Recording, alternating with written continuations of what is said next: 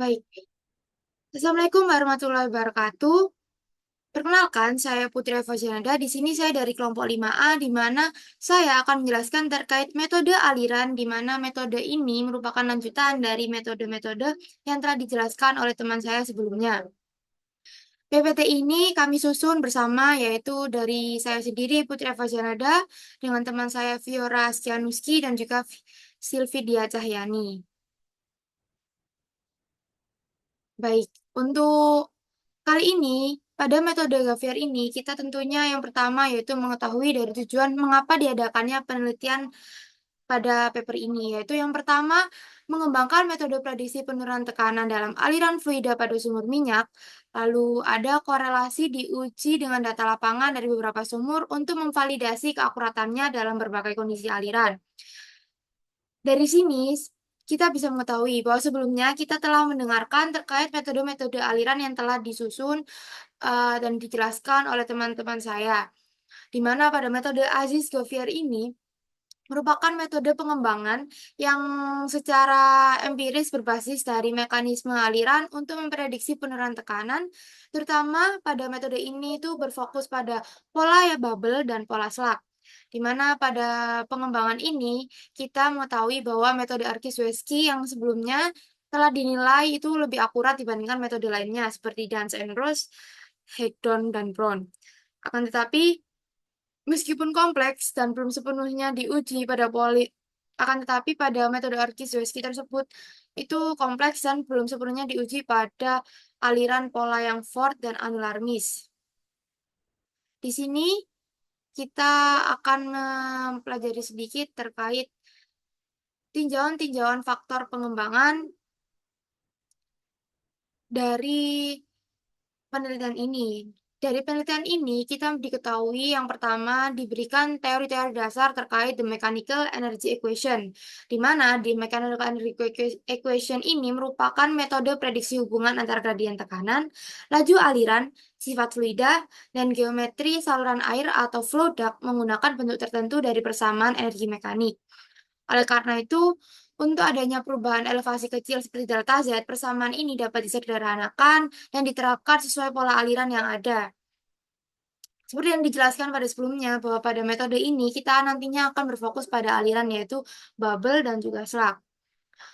Untuk equation yang pertama yaitu terkait pressure drop yang terjadi akibat adanya perubahan ketinggian yang kecil, yaitu delta P sama dengan delta PHH plus delta PKE plus delta PR, di mana delta PHH merupakan hydrostatic head komponen dari delta P dan dirumuskan seperti persamaan berikut yaitu G per GC dikali rho delta Z, di mana rho merupakan densitas dari fluida atau in situ dari mixture. Lalu delta PKE merupakan komponen dari pressure drop, itu merupakan pressure drop yang disebabkan oleh adanya efek energi kinetik.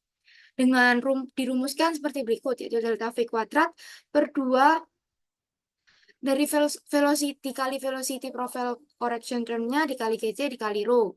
Lalu yang terakhir komponennya yaitu ada delta PR, di mana delta PR merupakan friction komponennya. Dan dirumuskan seperti berikut yaitu 2F V kuadrat dikali rho dikali delta Z per GC dikali D, di mana F merupakan fanning friction faktornya dan D merupakan diameter dalam pipa. Dari persamaan-persamaan berikut, kita bisa mengetahui bahwa persamaan disebabkan oleh adanya gesekan fluida satu fasa dengan F yang merupakan friction factor merupakan fungsi dari bilangan Reynolds dan relative roughness. Di mana dari hal ini kita bisa mengetahui dapat dirumuskan bahwa F itu melalui 16 mu per DVO yang mana pada F ini berlaku untuk aliran laminar. Sedangkan untuk aliran turbulen itu memiliki persamaan yang berbeda seperti berikut, yaitu 1 per sama dengan 4 log D per 2K ditambah 3,48 dikurangi dalam kurung 1 ditambah 9,35 dikali D per 2 KRE akar F dengan kurung tutup, di mana dari persamaan berikut, kita bisa mengetahui bahwa integrasi yang tepat persamaannya itu diterapkan pada aliran-aliran satu fasa dengan sumur kedalaman yang terbatas seperti disimbolkan yaitu Z, serta pada aliran campuran gas dan pola bubble dan slug. Di mana pada mechanical energy equation sendiri ini kita diberitahukan bahwa dalam penggunaannya tentunya kita harus melakukan langkah awal, di mana langkah awalnya itu melalui mengidentifikasi pola aliran yang akan kita gunakan, apakah aliran tersebut merupakan aliran laminar ataupun aliran turbulen.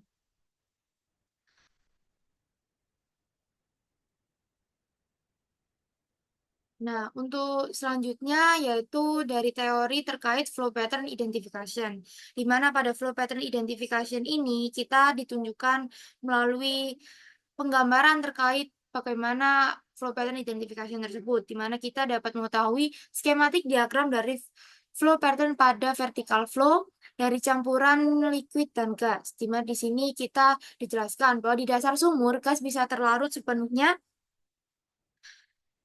atau bisa saja terdapat gas bebas ketika campuran fida yaitu liquid dan gas mengalir ke atas sumur dan mencapai tekanan di bawah tekanan bubble point dari minyak sendiri, gas keluar dari larutan dan gas bebas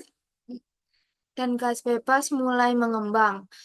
Sehingga pada aliran awal ini memungkinkan beberapa cairan fase tunggal, tapi umumnya flow pattern berubah menjadi aliran bubble dan slug di bagian atas sumur, di bagian sini, bubble dan slug di bagian atas sumur, di mana jika jumlah gas bebasnya cukup besar, maka flow pattern buoy-nya itu dapat terbentuk di bagian sini. Lalu di bagian gambar kedua kita dijelaskan terkait generasi flow pattern map untuk flow dari campuran gas liquid, di mana pada bagian ini kita dijelaskan oleh pada metode Argyzewski menggunakan map pola pattern dari aliran Griffith dan Wallis untuk aliran bubble dan slug, serta peta Dance and Rose untuk pola lainnya. Govier dan Aziz pada metode ini, dia meninjau berbagai metode dan menyimpulkan bahwa pada peta aliran Govier dan Ranford dan Dance itu paling sesuai, sehingga persamaan yang digunakan untuk menjelaskan terkait transisi dari dari pola aliran bubble ke slug dan dari slug ke Ford itu paling cocok untuk digunakan.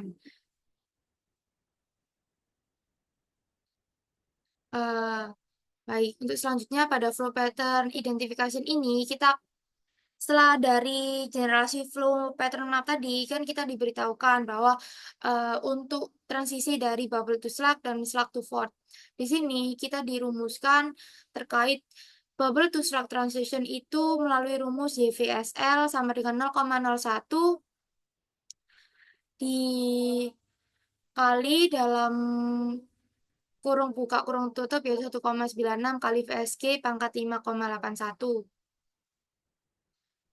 Dengan VSL dan VSG merupakan kecepatan superficial fase liquid dan gas secara respectively dengan Y itu dirumuskan seperti berikut, yaitu rho dikali L dikali tegangan antar interface-nya dikali W dikali A dikali rho dikali W dikali tegangannya.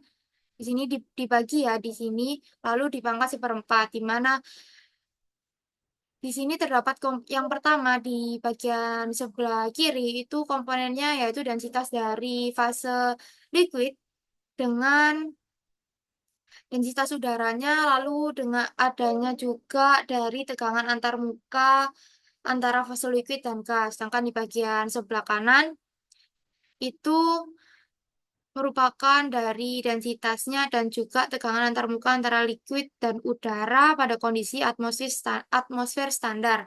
Sedangkan untuk X-nya itu dirumuskan dengan rho gas per rho udaranya pangkat satu per dari persamaan berikut. Lalu untuk selaku Ford-nya transition itu dirumuskan seperti berikut. Akan tetapi kita bisa mengetahui dapat keterangan jika YVSL-nya itu ternyata lebih besar dari transisi slug menuju ke annular mist flow, maka SF X FSG-nya itu sama dengan 26,5. Untuk persamaannya dapat dilihat seperti berikut, yaitu YVSL sama dengan 0,236. 0,236 dikali XVSC minus 8,61 itu untuk YVSL yang mana dia kurang dari sama dengan 4.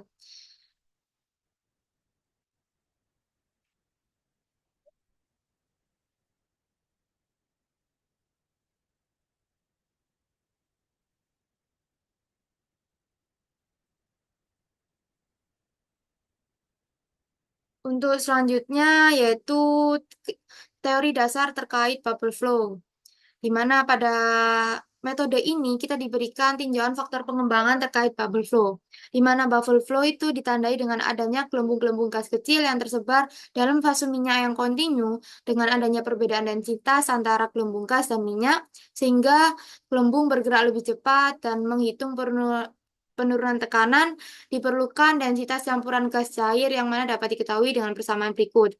Pada bubble flow ini kurang lebihnya sama seperti pada bagian pertama, yang mana pada bagian pertama telah dijelaskan terkait equationnya, yaitu terdapat dari ada head komponennya yaitu seperti berikut, tetapi mungkin ada perbedaan rumus di mana pada rumus yang pertama kan di sini tidak diberi keterangan bahwa ada rho m, di mana di sini rho m itu dirumuskan seperti berikut, yaitu EG dikali rho G ditambah 1 minus EG dikali rho I. Di mana EG itu adalah volume fraction in situ dari fase gas. Lalu EG juga itu bisa dirumuskan melalui VBG per VBF, di mana VBF-nya itu merupakan rise velocity dari bubble pada flowing stream.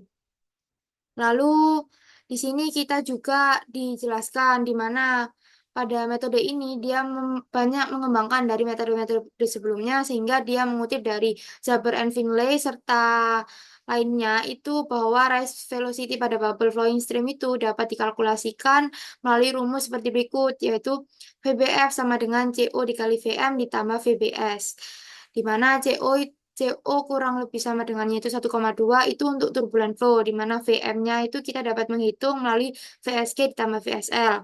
VBS yang merupakan rise velocity dari bubble pada stagnan liquid dan pada bubble swan dalam turbulent bubbly regime itu bisa dirumuskan seperti berikut, yaitu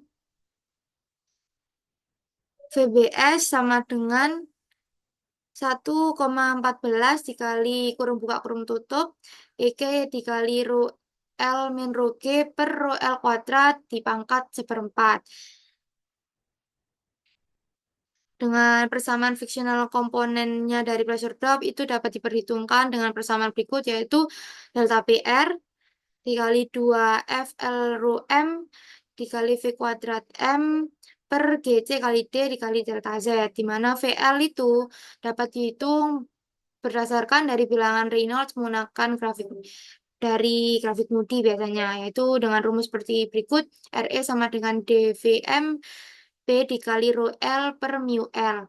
Di sini, di bagian bubble flow ini, dia itu juga memberikan kesimpulan bahwa efek energi kinetik itu sangat kecil pada laju aliran terutama pada pola aliran bubble, sehingga bisa diabaikan. Sehingga tekanan totalnya itu merupakan gabungan dari delta PM dan delta PM. Lalu yang selanjutnya adalah slug flow. Untuk slug flow itu terjadi ketika laju gas meningkat dan gelembung gas yang lebih kecil itu bergabung untuk membentuk gelembung yang lebih besar yang mana berbentuk cap seperti pada bagian sebelumnya. Kan kita bagian gambar 1 yang menjelaskan terkait skematik diagram flow pattern dari vertical flow tadi kan seperti ada cap di bagian atasnya. Di bagian atasnya itu di sini dijelaskan bahwa gelembung yang lebih besar berbentuk cap yang mana bisa disebut dengan Taylor bubbles. Sehingga rise velocity dari Taylor bubbles itu dapat ditentukan melalui persamaan Niel. Lalu persamaan Wallis memberikan faktor proporsional untuk faktor C untuk menghitung dengan di mana di sini dirumuskan dengan VTS sama dengan C dikali buka kurung buka tutup, bagi kak kurung dan kurung tutup, yaitu GD rho L minus rho G per rho L pangkat setengah.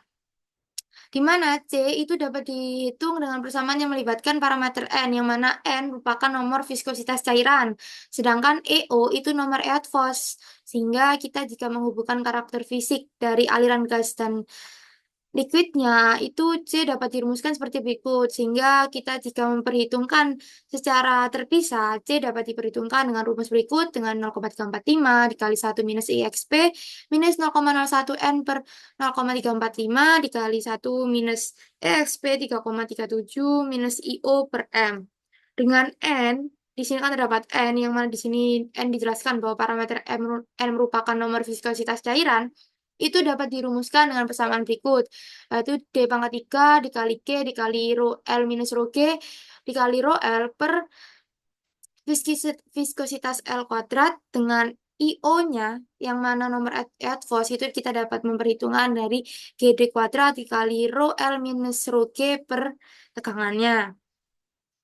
Dari metode yang dirumuskan oleh Gauvier dan Aziz ini membahas hubungan antara volume dan dimensi dari Taylor bubble dan slug. Sehingga fraksi volume gas dalam liquid slug itu kita bisa mengetahuinya melalui IGSL berdasarkan pertimbangan kontinuitas dari karya Griffin dan Wallis dan data Akagawa dan Sakaguchi, sehingga Gauvier-Gavis itu menunjukkan bahwa EC di persamaan berikut, EC itu sama dengan VB ditambah EGSL dikali VS per A dikali LS plus LB, di mana FB itu merupakan volume Taylor bubble, yang mana FB dapat dirumuskan seperti berikut, yaitu A dikali 0,913 dikali LB minus 0,526 dikali D, dengan Fs itu merupakan volume dari slug, sedangkan L itu merupakan panjang dari slug, di mana LO-nya itu sama lebih besar sama dengan dari 8D, atau L-nya itu lebih besar sama dengan dari 10D, dengan D merupakan diameter. Dari persamaan-persamaan berikut, itu memungkinkan adanya prediksi dimensi slug dan bubble berdasarkan nilai yang diketahui, yaitu dari fraksi gas dan panjangnya, sehingga memberikan perkiraan praktis untuk sistem minyak dan gas meskipun dikembangkan menggunakan data dari air dan udara. Sehingga penurunan tekanan akibat tinggi hidrostatik dan gesekan dalam aliran dua fasa gas dan cair, khususnya pada aliran slug yang saat ini kita bahas, itu didapatkan penurunan akibat kedua masalah tersebut membentuk persamaan seperti berikut, yaitu delta PF sama dengan 2 FVS kuadrat dikali rho F per GS kali D dikali LS per LB plus LS dikali delta Z. Di mana pada bagian ini tentunya penurunan tekanan akibat hidrostatik itu tergantung pada perbedaan elevasi dan densitas fase dari gas dan cair. Sementara penurunan tekanan gesekan sebagian besar itu disebabkan oleh selak cair, sehingga dua metode yang disajikan untuk menghitung gesekan dengan metode keduanya itu lebih komprehensif karena mempertimbangkan fraksi gas dan cair dalam aliran selak. Nah, untuk selanjutnya, yaitu kita diberitahukan nih terkait kalkulasi metodenya, bagaimana pada metode ini tuh dijalankan. Di mana terdapat langkah-langkah yang pertama, yaitu kita diberikan terkait asumsi dari yang pertama, delta Z-nya itu sama dengan 1/10 dari total kedalaman. Lalu yang kedua itu asumsinya adalah delta P sama dengan 100 psi. Dan P dan T-nya itu ditentukan pada titik tengah dan kenaikan pada kedalaman pertama. Lalu dapat dirumuskan bahwa Z itu seperti berikut, dengan Z pada rumus yang bagian awal, lalu P bagian tengah, dan T-nya itu bagian akhir. Jadi kita bisa mengetahui terkait nilai Z-nya, nilai P-nya, dan nilai T-nya. Lalu dilanjutkan dengan langkah yang keempat, yaitu adanya subrutin dari prop, sehingga sifat fluida dan laju aliran itu dapat ditentukan pada persamaan berikut yang telah dijelaskan pada langkah ketiga. Lalu pada langkah kelima, kita pola aliran yang telah ditentukan dalam subrutin rezim sesuai pada pola yang telah digambarkan pada bagian slide selanjutnya, yaitu pada bagian gambar kedua. Lalu dilanjutkan dengan subrutin densi, di mana kerapatan in situ dan fraksi itu kita volume gasnya itu dapat dihitung dari persamaan yang sesuai untuk pola aliran. Lalu dalam subrutin friksi dan konstribusi gesekan, mohon maaf di sini terdapat perpindahan mungkin pada saat saya melakukan presentasi terdapat perubahan saat saya sebelumnya slide share. Di sini seharusnya ada kontribusi dari gesekan, delta P, lalu terhadap penurunan tekanan total yang telah dihitung. Lalu faktor gesekannya itu dievaluasi melalui subroutine call, di mana pada subroutine call itu pada bilangan Reynolds dan relative roughness yang sesuai, yaitu K per D.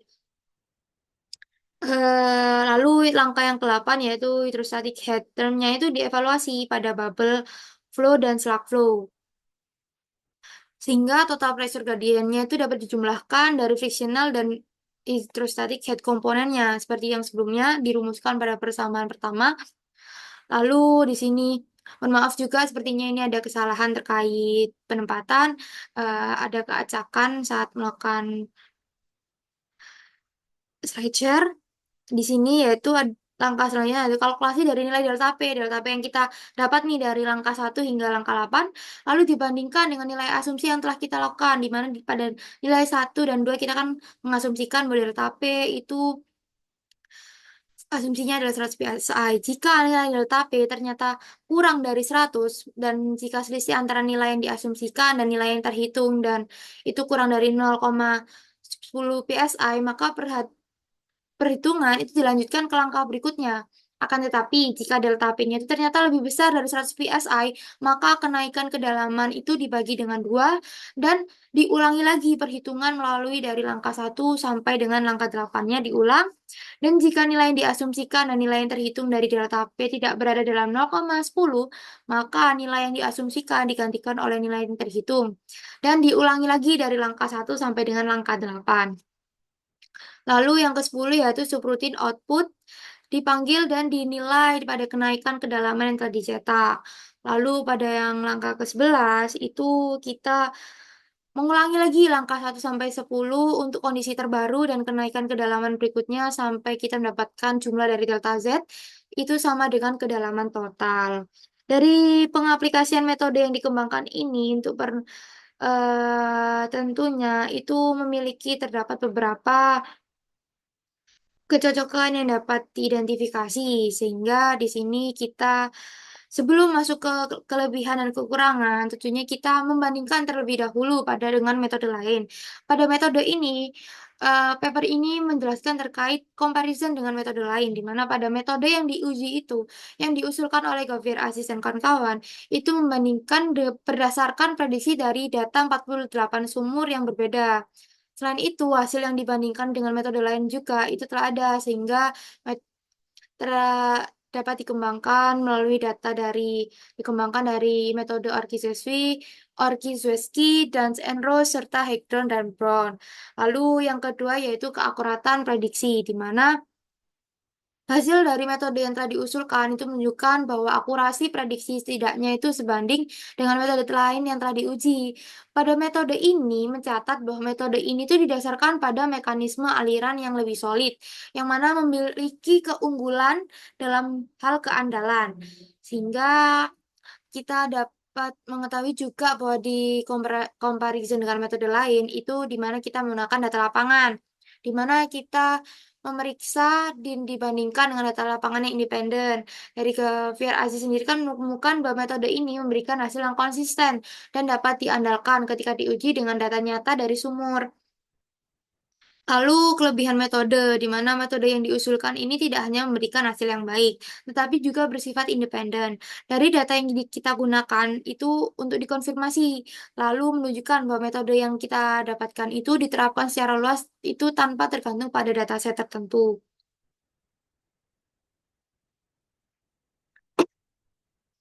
Lalu yang terakhir pada comparison dengan metode lain itu adalah kompleksitas metode lain, di mana pada metode ini mencatat bahwa metode yang dikembangkan oleh Arkizeski itu menunjukkan peningkatan akurasi, tetapi cenderung lebih kompleks dan tidak sepenuhnya hasilnya itu konsisten dengan pemahaman mekanisme aliran yang saat ini. Lalu berdasarkan asumsi-asumsi yang kita ketahui melalui metode ini itu yaitu pola aliran yang dikaji itu terbatas, di mana pada metode ini kita mengkaji melalui pola aliran bubble dan slug, sehingga korelasi yang sebelumnya diu- diuji pada pola aliran seperti Ford dan alarmis yang umum dijumpai pada sumur kondensat.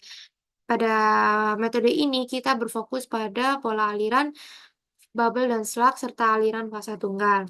Lalu yang kedua yaitu melalui pendekatan energi mekanik, di mana korelasi didasarkan pada penerapan persamaan energi mekanik untuk menghubungkan gradien tekanan, laju aliran, dan sifat fluida, di mana telah dijelaskan pada teori faktor pengembangan yang pertama kali, yaitu terkait persamaan energi mekanik.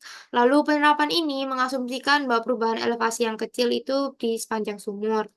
Lalu yang ketiga ada metode mekanistik empiris, di mana meskipun ada elemen mekanistik dalam korelasi, banyak pendekatan yang tetap bersifat empiris, sehingga korelasi ini menggunakan pemetaan pola aliran dari metode-metode sebelumnya yang digunakan pada metode ini, lalu dimodifikasi berdasarkan data lapangan yang kita gunakan pada metode ini, yang mana terbatas untuk beberapa pola. Lalu keterbatasan data uji lapangan, di mana pada metode ini kita menguji pada data lapangan sebanyak 48 sumur, sehingga akurasinya itu mungkin bervariasi untuk kondisi sumur yang lebih beragam atau aliran yang sifat berbeda dari data pengujian tersebut. Lalu, berdasarkan metode ini, kita bisa mengetahui terkait kelemahan dan kelebihan tentunya. Pada kelebihan pengembangan ini, kita yang pertama yaitu mengetahui terkait pendekatan mekanistik, di mana pendekatan mekanistik ini telah dijelaskan terkait teori-teori dasarnya terlebih dahulu di bagian pertama, yaitu metode ini didasarkan pada pemahaman mekanisme aliran, memberikan dasar teoritis yang kuat untuk diprediksi. Lalu, eh, perbedaan dengan metode-metode lain yaitu yang mana bersifat empiris mungkin tidak selalu akurat dengan berbagai kondisinya. Lalu yang kedua adalah validasi dengan data lapangan, di mana metode ini telah diuji dan divalidasi dengan data dari 48 sumur dan menunjukkan bahwa hasil prediksinya itu konsisten dengan kondisi nyata, sehingga meningkatkan kepercayaan pada pengguna untuk menggunakan dari metode konfirmasi ini terhadap akurasi metode yang telah dikembangkan. Lalu yang ketiga adalah fleksibilitas dalam pola aliran, di mana metode ini itu mampu menangani berbagai pola aliran, termasuk aliran fase tunggal, bubble, dan slug, sehingga metode ini lebih komprehensif dibandingkan metode yang hanya fokus pada satu jenis pola aliran. Lalu yang terakhir ada pengembangan program komputer. Dengan adanya program komputer itu tentunya akan mendukung adanya penerapan metode ini sehingga mempermudah pengguna dalam menggunakan metode ini dalam perhitungan sehingga efisiensi waktu dan mengurangi kemungkinan adanya kesalahan manual. Lalu kekurangan dari pengembangan. Dari kekurangan ini kita bisa mengetahui bahwa yang pertama adalah kompleksitas metode, di mana pendekatan mekaniknya itu memberikan keakuratan, tapi metode ini mungkin lebih kompleks dibandingkan metode empiris yang lebih sederhana, yang mana dapat menjadi hambatan bagi pengguna yang tentunya belum memahami latar belakang teknis-teknis yang kuat. Lalu keterbatasan pada pola aliran tertentu, di mana pada metode ini yang dijelaskan sebelumnya kan terfokus pada aliran bubble dan aliran slug, sehingga belum sepenuhnya diuji untuk pola aliran tertentu seperti Ford ataupun aliran anularmis, sehingga menunjukkan bahwa ada batasan-batasan tertentu dalam penggunaan metode ini dalam semua kondisi aliran. Lalu yang ketiga adalah ketergantungan pada data input, sehingga hasil prediksinya itu sangat bergantung pada kualitas dan ketepatan data input, di mana jika data inputnya itu tidak akurat, maka hasilnya juga berpengaruh. Untuk yang terakhir adalah keterbatasan dalam lingkungan yang berubah, di mana dalam kondisi lapangan yang sangat dinamis, di mana sifat fluida atau kondisi aliran dapat berubah dengan cepat, sehingga metode ini mungkin memerlukan adanya penyesuaian terlebih dahulu ataupun kalibrasi tambahan untuk mendapatkan hasil yang tetap akurat. Dari metode ASIS ini, kita dapat menyimpulkan bahwa penelitian ini dikembangkan mampu memberikan prediksi penurunan tekanan yang lebih akurat pada pola aliran bubble dan slug pada sumur minyak dan dibandingkan dengan metode-metode lain dengan menggabungkan pendekatan mekanistik dan empiris sehingga menawarkan dasar yang lebih mendalam dan sesuai dengan mekanisme aliran sebenarnya sehingga meningkatkan keandalan dalam kondisi lapangan tertentu. Walaupun pada metode ini kita tidak membahas pola aliran lain seperti Ford dan alarmis secara menyeluruh, sehingga metode ini tentunya masih bisa menjadikan alternatif yang lebih akurat dan tentu perlu diadakan pengembangan-pengembangan lebih lanjut untuk bisa diterapkan pada pola aliran yang lebih beragam. Untuk sekian dari saya terkait metode Aziz, Govier, dan kawan-kawan. Dari saya ucapkan terima kasih. Mohon maaf apabila terdapat kesalahan kata, terbata-bata kata, kesalahan pengucapan, dan kurangnya pemahaman, dan kurangnya penyampaian dalam memahami terkait materi. Saya mohon maaf. Kurang lebihnya terima kasih. Wassalamualaikum warahmatullahi wabarakatuh.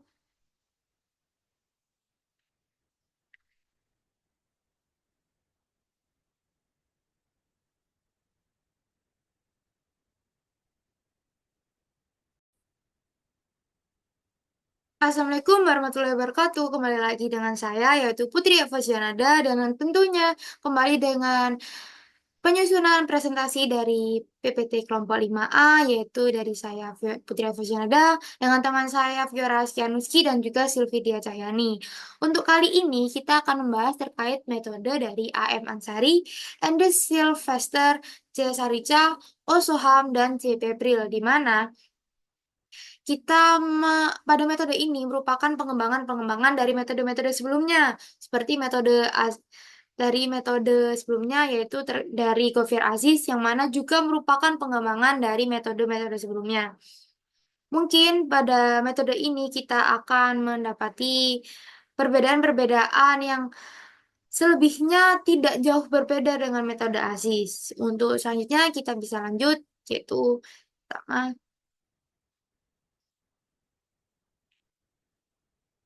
Yang pertama tentunya kita harus memahami terlebih dahulu dalam metode ini tujuannya itu apa.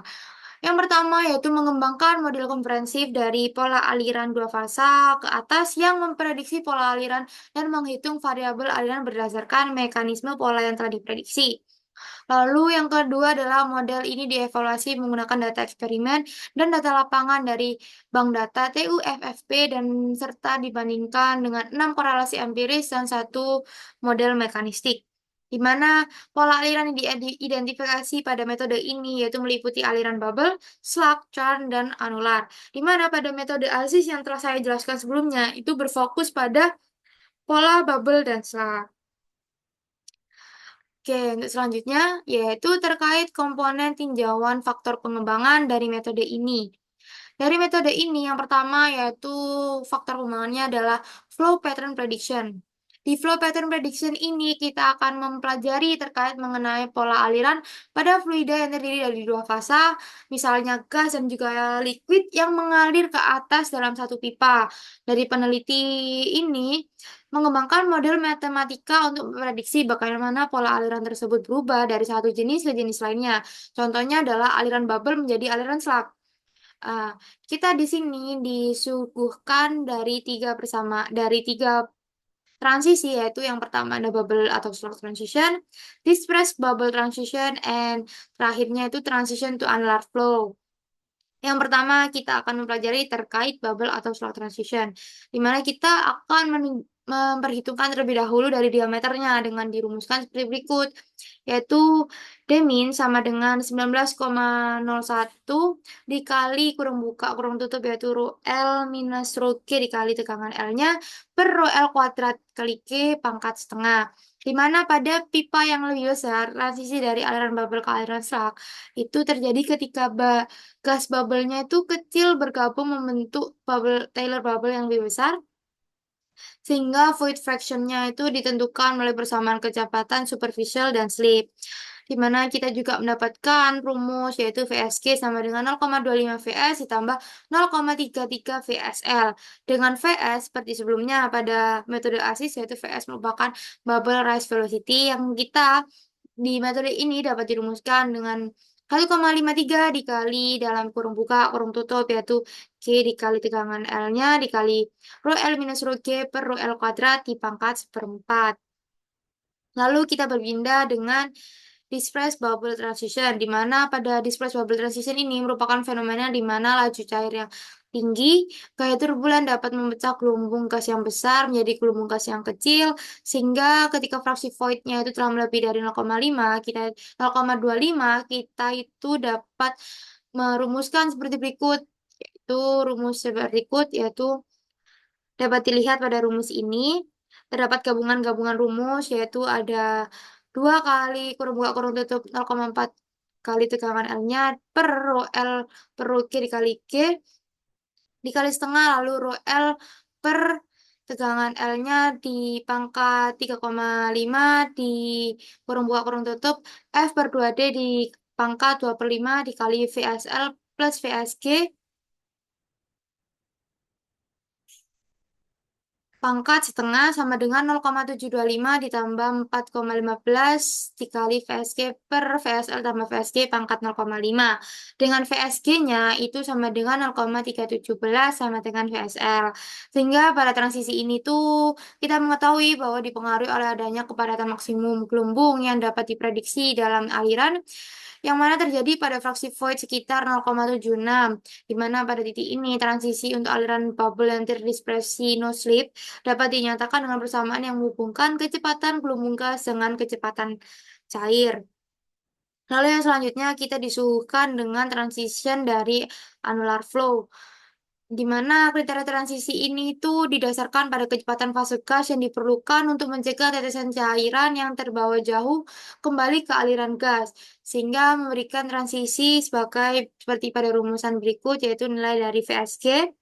Di sini dirumuskan VSG-nya itu 3,1 dikali kurung buka kurung tutup, yaitu G kali tegangan L-nya dikali rho L minus rho G per rho G kuadrat di pangkat 1/4. Yang mana pada barnya itu memodifikasi dari pertimbangannya.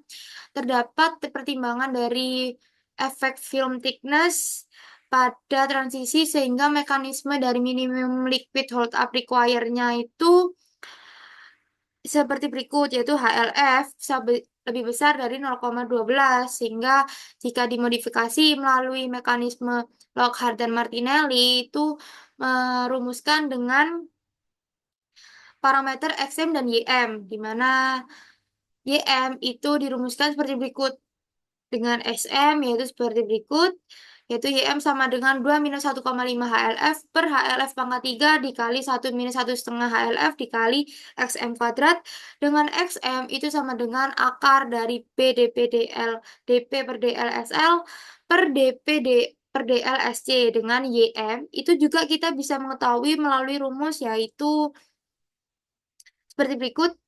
YM sama dengan G sin theta rho L rho G rho L minus rho G per dB per DL SC, dengan B-nya itu kita bisa merumuskan dengan 1 minus FE kuadrat dikali FF per FSL.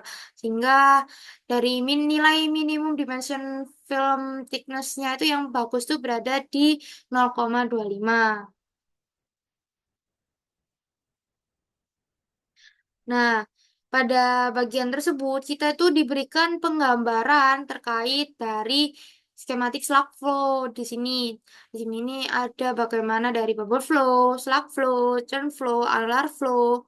Ini merupakan dari flow pattern dari in upwards to fase flow. Lalu yang ke gambar 2 itu merupakan typical flow pattern map dari Balfour-nya. Kurang lebihnya sama seperti metode ASIS, di mana kita diberikan penggambaran terkait pola alirannya, skematik pola alirannya. Akan tetapi di sini kita terdapat penambahan, yaitu ada dispersed bubble, Barney transition, slug origin, dan anular. Lalu faktor pengembangan lainnya itu adalah flow behavior prediction, di mana pendekatan yang digunakan itu memprediksi pola aliran dalam sistem aliran dua fasa, yaitu melalui model mekanistik konferensif, yang bertujuan untuk memprediksi pola aliran seperti gelembung, slug, churn, anular, serta menghitung variabel-variabel aliran yang memiliki relevan berdasarkan mekanisme fisik yang mendasarinya. Lalu dari metode model ini itu tuh berdasarkan dari karya Title et al. Dengan kawan-kawannya yang mengidentifikasi bahwa batas transisi dan karakteristik dari setiap pola aliran itu memungkinkan adanya prediksi yang lebih akurat terhadap kondisi dan perubahan pola aliran dalam sistem dual fasa. Hingga pada model bubble flow ini didasarkan pada karya Caetano untuk aliran dalam anulus dengan rezim aliran bubble dan aliran bubble tersebar dipertimbangkan secara terpisah dalam mengembangkan model pola aliran bubble. Dengan penyederhanaan ini, parameter dua fasa yang dapat diprediksikan, diekspresikan itu seperti berikut, yaitu adanya PTP, MUTP, dan VTP. Untuk aliran bubble, slipnya itu dipertimbangkan dengan memperhitungkan rise bubble velocity, yang mana rise bubble velocity-nya itu dipertimbangkan terhadap adanya kecepatan campuran. Dengan mengasumsikan bahwa profil kecepatan turbulen untuk campuran dengan gelembung yang naik yang telah terkonsentrasi lebih di tengah daripada di sepanjang dinding pipa. Sehingga kita dapat mengekspresikannya itu seperti berikut pada rumus ini, yaitu Fs sama dengan yaitu Vs sama dengan Vg minus 1,2 Vm, ataupun kita juga dapat menggunakan berdasarkan Harmanti, yaitu VSG sama dengan 3,1 dikali G dikali tegangannya dikali Rho L minus Rho G per Rho G kuadrat pangkat seperempat dikali HL pangkat N. Di mana kurang lebihnya rumus-rumus terkait VSG, VS itu kurang lebihnya sama. Akan tetapi tetap ada perubahan berdasarkan dari metode-metode yang telah dikembangkan, berdasarkan dari penelitian-penelitiannya itu mengembangkan sehingga didapati rumus-rumus yang terbaru. Eh, Sehingga berdasarkan pertimbangan-pertimbangan tersebut, itu dua fasa flow parameternya dapat dikalkulasikan melalui PTP, yaitu Rho L dikali HL ditambah Rho G dikali 1 minus HL dengan viskositas TP-nya itu mu L dikali HL ditambah mu G dikali 1 minus HL. Dengan parameter dua fasa pressure gradientnya itu terdiri dari tiga komponen, yaitu ada dP per dL sama dengan dP per dLe ditambah dP per dLf ditambah dP per dLa, di mana yang dP per dLe itu merupakan pressure gradient elevasi pressure gradient yang dapat dirumuskan melalui PTP kali G kali sin theta. Untuk friction komponen yang mana merupakan dP per dLf itu dapat dirumuskan melalui VTP dikali PTP dikali V kuadrat TP per 2D, dengan nilai VTP itu dapat diketahui melalui Reynolds number, biasanya melalui diagram Moody. Hingga kita dapat juga melalui rumus berikut, yaitu NRE TP kali PTP dikali VTP D per mu TP. Sehingga pada bubble flow model ini kita dapat menyimpulkan bahwa dalam bubble flow itu didominasi oleh fase cair yang hampir tidak dapat dimanfaatkan, sehingga perubahan densitas fluida itu yang mengalirnya sangat kecil. Untuk menjaga kecepatan fluida hampir konstan, sehingga perlunya adanya penurunan tekanan akibat percepatan itu dapat diabaikan dibandingkan dengan komponen penurunan tekanan lainnya. Untuk flow behavior prediction selanjutnya yaitu adalah slug flow model, di mana pada slug flow model ini kita diberikan penggambaran terkait develop slug unit dan developing slug unit, di mana pada slug model ini merupakan penyederhanaan utama dalam model ini dengan menggunakan korelasi dari fraksi void pada aliran slug dengan asumsi aliran slug yang sebelumnya berkembang. Dari McKillen dan Welly itu memperkenalkan konsep perkembangan dalam aliran ini tuh tentang transisi pola aliran. Dalam model ini memisahkan perlakuan untuk aliran yang sebelumnya berkembang dan yang masih berkembang berdasarkan perbedaan geometri aliran. Sehingga nilai untuk develop slug unitnya itu kita dapat melihatnya melalui rumus VSG seperti berikut. PSG dari nilai yaitu adanya beta, ada VGTB kali 1 minus HLTB ditambah 1 minus theta dikali VGLS dikali 1 minus HLLS dengan VLS itu nilainya dari 1 minus beta dikali VLLS HLLS dikurangi beta kali VLTB kali HLTB dengan nilai beta itu merupakan LTB per LSU sehingga kita bisa juga menentukan nilai Taylor bubble price velocity-nya pada liquid yang stagnan itu melalui nilai VTB, di mana VTB-nya itu 1,2 FM ditambah 0,35 dikali GD dikali rho L per rho G per rho L pangkat seperempat. Lalu untuk gas bubble pada liquid slug yaitu GLS sama dengan 1,2 VM ditambah 1,53 dikali G dikali tegangan L dikali rho L minus rho G per rho G kuadrat dikali seperempat dikali HLLS 0,5. Lalu kita juga melalui model ini tuh jika dikembangkan yang terus-terusnya dikembangkan itu didapati pertimbangan adanya efek film thickness yang bervariasi dan mengabaikan adanya efek gesekan sepanjang Taylor bubble sehingga kita bisa mendapatkan rumus yaitu elevation component slug flow dengan dP per dLe sama dengan 1 minus beta di sini ada tanda bintang rho LS ditambah beta tanda bintang rho dari TBA dikali sin G sin theta. Lalu friction component pada slug flow dW per dLF sama dengan VLS kali PLS kali V kuadrat M per 2D dikali 1 minus beta. Di mana PLS itu merupakan P sama rho LS itu sama dengan rho L dikali HLS tambah rho G dikali 1 minus HLTBA. Di mana itu menggunakan dari NRE. Untuk NRE ini tuh untuk friction komponen, yang mana friction komponen itu seperti sebelumnya, bahwa friction komponen itu menggunakan dari nilai Reynolds number. Sehingga dari slug flow model ini tuh kita bisa menyimpulkan bahwa perubahan kecepatan dalam seluruh unit slug yang stabil itu menghasilkan tidak adanya perubahan tekanan bersih akibat percepatan, sehingga komponen percepatan tidak diperhitungkan dalam gradien tekanan pada aliran slug yang stabil. Lalu selanjutnya kita akan menjelaskan terkait annular flow model. Pada metode ini kita diberikan gambaran-gambaran terkait setiap flow modelnya. Pada annular flow model ini kita juga digambarkan terkait annular flow model yang mana dia itu terdapat diskusi mengenai hidrodinamika aliran anular yang disajikan oleh Wallis yang juga memperkenalkan korelasi klasik untuk entertain perpindahan cairan dan gesekan antar muka berdasarkan dari film thickness, lalu Hewitt dan Hal Taylor yang memberikan analisis secara rinci mengenai mekanisme dari aliran-anular yang menjadi dasar bagi model-model aliran anular berikutnya. Sehingga pada model ini itu kita itu dapat merumuskan untuk rumus dari inti gasnya dan liquid filmnya. Sehingga untuk konversi momentumnya itu dapat dirumuskan seperti berikut yaitu AC dikali dP per dL C minus dari TISI minus rho C AC G sin theta. Lalu untuk liquid filmnya kurang lebihnya sama, hanya saja berbeda di bagian awal sini. Jika di sini merupakan minus, di sini itu plus.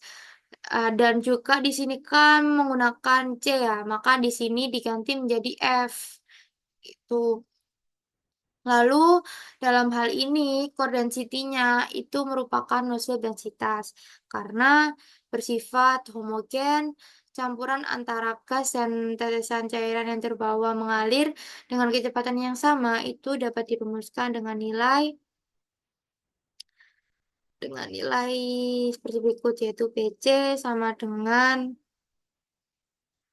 seperti berikut dengan adanya FE merupakan fraction entertain pada core yang dapat dihitung dengan FE itu sekian dan V-nya itu sekian yaitu FE sama dengan 1 minus EXP dikali minus 0,12 minus 0,125 dikali V minus 1,5 kurung tutup dengan V-nya itu sama dengan 10.000 dikali VSG mu G per tegangannya dikali rho G per rho L pangkat setengah.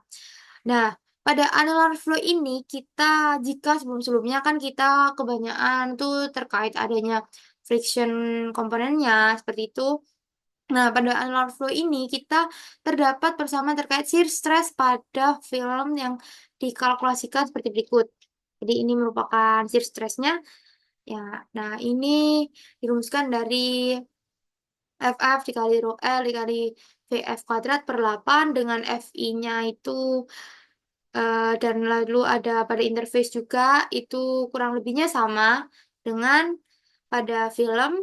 Lalu FI itu dirumuskan dengan FSC Z, dengan Z itu merupakan korelasi faktor pada interfacial friction dan film thickness, sehingga Z-nya itu dibagi dua di sini, di mana FE jika dia lebih besar dari 0,9 itu yang bagian atas. Jika kita memiliki nilai FE ternyata lebih besar dari 0,9, maka rumus yang digunakan adalah bagian atas. Sedangkan jika nilai FE itu ternyata lebih kecil dari 0,9, maka yang dipakai itu yang bawah. Sehingga pada model ini itu untuk mendapatkan nilai total pressure gradientnya pada film dan core itu dapat dirumuskan seperti berikut, yaitu dP per dLt sama dengan dP per dLc sama dengan porositas C kuadrat dikali dP per dLsc ditambah G dikali rho C sin theta atau dP per dLt sama dengan dP per dLf sama dengan porositas F kuadrat dikali dP per dLsl ditambah G rho L sin theta, sehingga kita dapat menyimpulkan bahwa metode ini itu kompresif dilakukan dengan membandingkan penurunan tekanan yang diprediksi oleh model dengan data dari basis data sumber TUFFP yang telah diperbarui dan mencakup terkait adanya 1.712 kasus sumur. Sehingga kinerja model ini itu dibandingkan dengan 6 korelasi dan satu model mekanistik lain yang umumnya digunakan dalam industri perminyakan. Lalu, eh, komponen tambahannya dari faktor pengembangan ini itu adalah kriteria dari comparison with data, di mana perbandingan kinerja model yang dilakukan itu mengukur akurasi model mekanistik terhadap 6 korelasi, di mana kita kan di awal juga sudah dijelaskan bahwa terdapat ada nantinya itu dibandingkan dengan 6 korelasi dan juga satu mekanistik kan. Nah, di sini dia ukur akurasinya melalui model mekanistik terhadap 6 korelasi empiris dan satu model mekanistik lain yang umum digunakan di industri. Lalu dibandingkan dengan faktor kinerja relatifnya yang mana menggabungkan dua ukuran kesalahan yaitu absolute average error dan standard deviation. Di mana nilai FRP-nya itu berkisar antara 0 hingga 6. Di mana jika nilainya 0 itu merupakan performa terbaiknya. Akan tetapi jika dia berada nilai 6 maka dia merupakan performa terburuknya. Sehingga evaluasi ini memungkinkan adanya penilaian model yang lebih objektif dan konsisten di antara berbagai metode dalam memprediksi aliran dua fasa.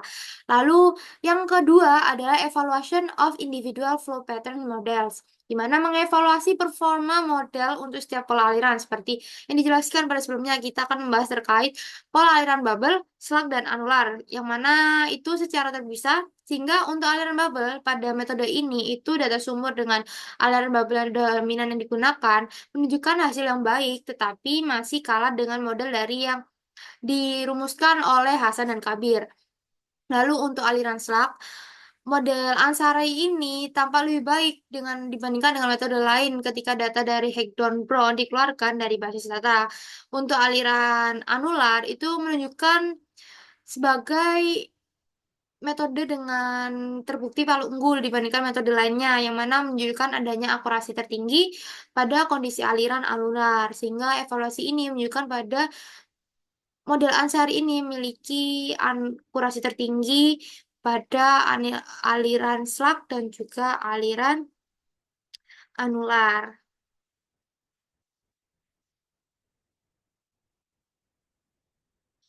Nah, sama seperti metode dari Aziz dan Covier tadi, kita tentunya ada comparison dengan metode lainnya pada metode ini ternyata. Sehingga kita bisa mengetahui bahwa penelitian Ansari et al. Itu membandingkan dari 6 korelasi empiris yang umum yang digunakan seperti Hagedorn-Brown, Gans and Ross, Orkiszewski, dan Bex and Prill dengan satu mekanistik lainnya itu Hasan Kabir itu dievaluasi berdasarkan data dari 1.712 kasus lapangan yang mencakup variasi kondisi aliran pada sumur vertikal dan miring. Di mana kan berbeda nih dengan metode ASIS yang telah saya jelaskan sebelumnya, di mana metode ASIS kan menggunakan data lapangan sebanyak 48 sumur. Hingga hasil perbandingannya itu menunjukkan bahwa model Ansari itu memiliki kinerja yang lebih unggul secara keseluruhan dalam memprediksi penurunan tekanan dibandingkan metode lain, terutama pada aliran slug dan anular yang mana telah disebutkan pada PPT sebelumnya bahwa pada metode ini memang memiliki keunggulan pada aliran slug dan aliran anular. Sehingga model ini tuh menunjukkan hasil yang akurat bahkan dalam kondisi aliran sulit dengan pendekatan mekanistiknya itu dapat memperhitungkan variasi parameter fisik dalam pola aliran. Secara khusus, korelasi Hagedorn-Brown itu kan menunjukkan kinerja itu bisa dikatakan mendekati dengan kinerja dari model Ansari, namun keunggulannya itu lebih terbatas, yaitu terbatas pada data empiris yang digunakan. Pada sumur miring, sebagian besar model termasuk model Ansari itu tidak menghasilkan hasil yang memuaskan. Sehingga tentunya dari model Ansari ini masih dibutuhkan pengembangan-pengembangan model lainnya yang bisa digunakan pada kondisi aliran yang miring seperti itu.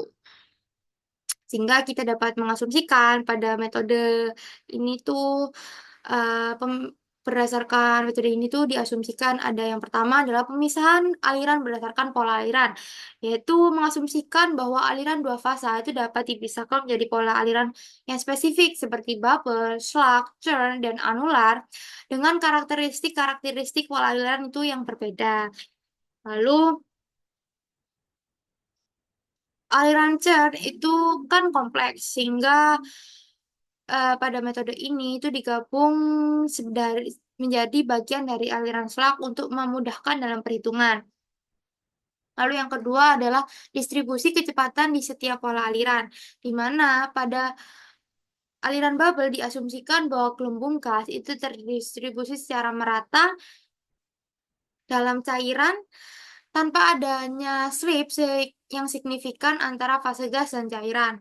Yang kedua itu untuk aliran bubble di mana gas di tengah pipa itu diasumsikan mengalir dengan kecepatan yang berbeda dari film cair di dinding pipa dengan gesekan antara inti gas dan film cair.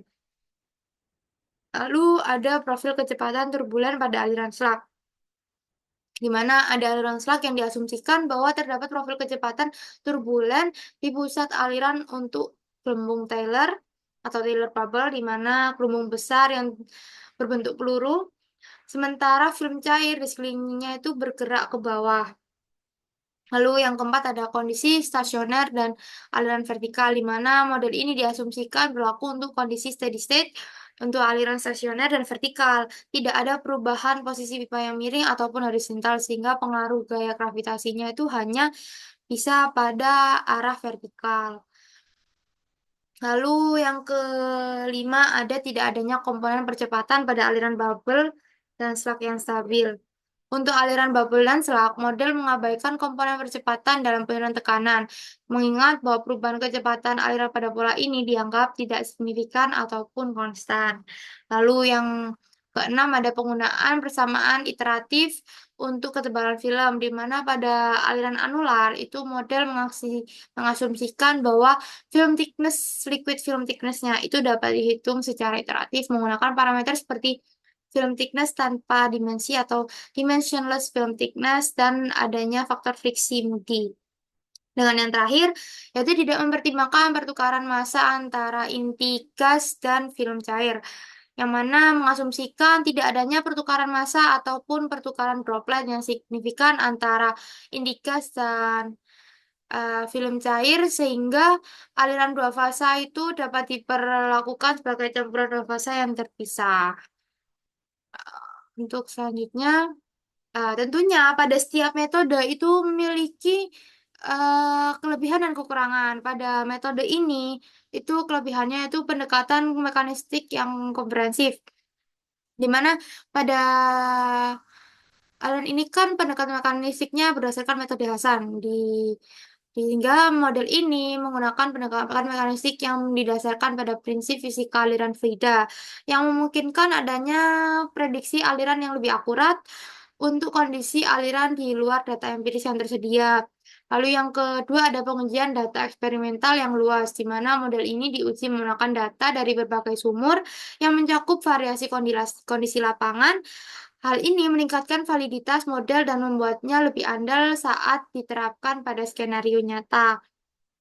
Lalu, kemampuan untuk memperhitungkan variasi parameter aliran, di mana model ini mencakup berbagai parameter seperti ketebalan film thickness, liquid film thickness, tegangan geser interface, lalu ada friksi cairan yang terjebak yang membantu dalam memodelkan perilaku aliran dengan lebih rinci dan realistis.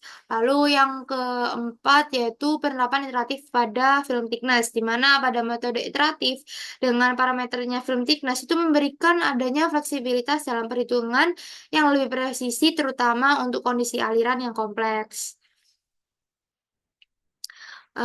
Untuk kekurangannya di sini adalah kompleksitas perhitungan, di mana perhitungan ini tuh kompleks dan metode iteratif, sehingga membutuhkan komputasi yang cukup besar dan memperlambat proses pemodelan pada perangkat yang terbatas, dan membutuhkan waktu yang banyak dalam perhitungannya.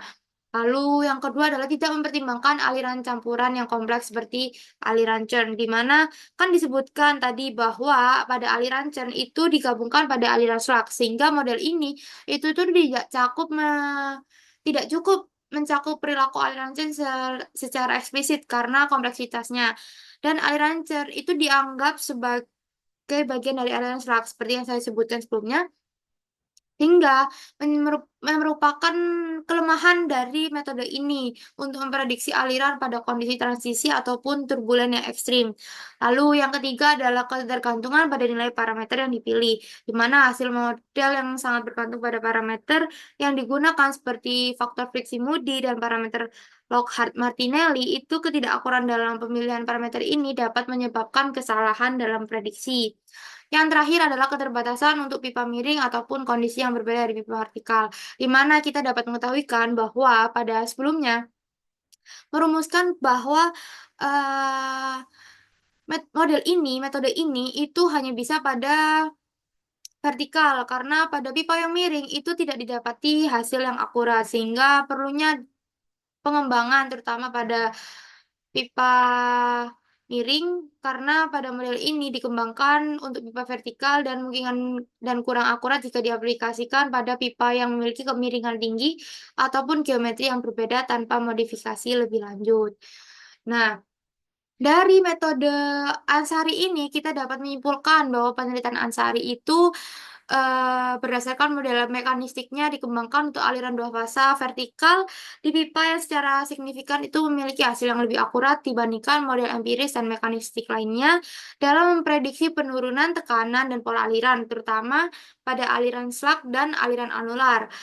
Model ini tuh memperhitungkan adanya variasi parameter aliran yang lebih kompleks seperti film thickness, tegangan geser antar muka, sehingga mampu menghasilkan prediksi yang lebih baik pada berbagai kondisi lapangan, meskipun pada penelitian ini perlunya adanya pengembangan karena keterbatasan-keterbatasan, terutama dalam memodelkan aliran Chern yang kompleks dan kondisi pipa sumur yang miring.